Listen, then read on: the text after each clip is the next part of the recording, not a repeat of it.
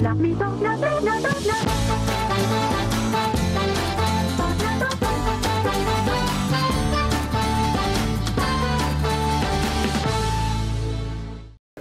балалар, бүгінгі сабақтың тақырыбы өте маңызды. Өйткені осы тақырыпты біз бақылау жұмыста қолданатын боламыз. Түсінікті ма?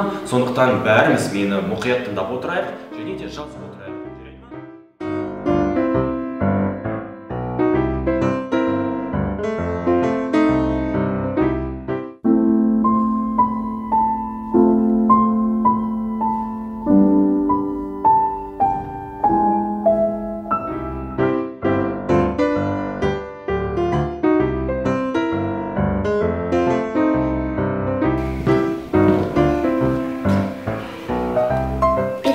Мен сабақ түсінбей қалдым, маған түсіндіріп бересің бе? Мен түсіндіріп берейін бе? Тұра тұршы.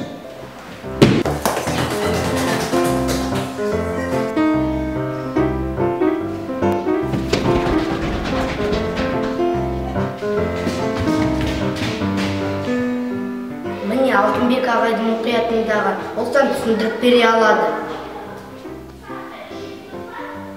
Сен деген нені түсінбедің? Бәрі оп-оңай ғой. Жүр, кеттік, саған түсіндіріп берем.